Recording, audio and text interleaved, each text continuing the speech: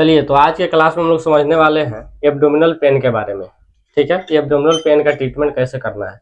बहुत सारे डॉक्टर्स क्या गलती कर रहे हैं, कोई भी पेशेंट उनके पास आ रहा है, वो ट्रीटमेंट क्या दे रहे हैं, वो पीपीआई मेडिसिन लिख रहे हैं, यानी गैस की दवा लिख रहे हैं, जाइम लिख रहे हैं। ठीक है, पेट दर्द आराम करने के लिए मेफ्टाल एस्पास, कोलिंज डीएस या ड्रोटिन एम, ये सब टैबलेट का प्रयोग कर रहे हैं।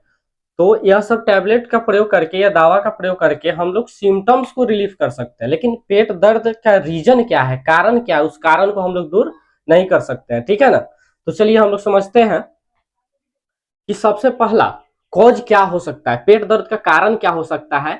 तो पेट दर्द का जो कारण हो सकता है कि इन्फेक्शन हो सकता है। क्या हो सकता है? किसी प्रकार की इन्फेक्शन हो सकता है। इनलार्जमेंट ऑफ ऑर्गन, यानी अंग में क्या होगा, अंग का साइज अगर बढ़ गया है किसी भी, जैसे लीवर का साइज बढ़ गया हो, स्प्लीन का साइज बढ़ गया हो, तो भी आपको पेट दर्द होगा। कॉन्स्टिपेशन, अगर पेशेंट को कॉन्स्टिपेशन रह रहा है फिर भी आप पेट दर्द होगा। डायरिया है तो फिर भी पेट दर्द होगा। वोमिटिंग है, हो रहा है, कई बार क्या होता है कि पेट में गैस बना, वोमिटिंग होने लगा, तो उस समय भी पेट दर्द हो सकता है, होता भी है। और एसिडिटी हो रहा है, गैस ज्यादा बन रहा है। अपेंडिसाइटिस है, अपेंडिसाइटिस यानी अपेंडिक्स में सूजन आ गया है, उस कारण से भी पेट दर्द होता है। ठीक है, फैटी लीवर हो गया है, किडनी स्टोन है, ठीक है, किडनी डिजीज है, ये सब भी बीमारी में क्या होगा, पेट दर्द आपको होगा। ठीक है, इंटेस्टाइन का प्रॉब्लम है, आंत में किसी प्रकार की दिक्कत है, इंटेस्टाइन ऑब्स्ट्रक्शन है, उस कंडीशन में भी आपको पेट दर्द होगा। गॉल ब्लेडर प्रॉब्लम है, जैसे गॉल स्टोन बन जाना, ठीक है, तो ये सब अगर कारण है तो भी आपको पेट दर्द होगा। सिस्टेटाइटिस हो गया है, ठीक है, फीमेल में जैसे ओवरियन सिस्ट हो गया है, पीआईडी हो गया है, ठीक है, तो ये सब कंडीशन में क्या होगा, पेट दर्द होगा।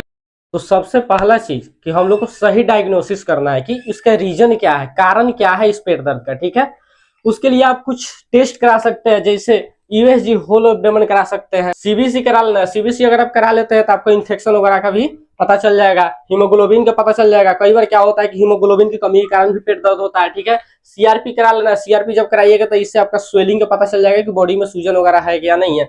ठीक है, एलएफटी करा लीजिएगा, इससे आपका लीवर का कंडीशन पता चल जाएगा कि कोई लीवर की प्रॉब्लम के कारण तो पेट दर्द तो नहीं हो रहा है। ठीक है, अब इमरजेंसी में हमारे पास पेशेंट आता है, ठीक है, तब उसको हम ट्रीटमेंट क्या देंगे, पेट दर्द के साथ आ रहा है तो उसको ट्रीटमेंट क्या देंगे।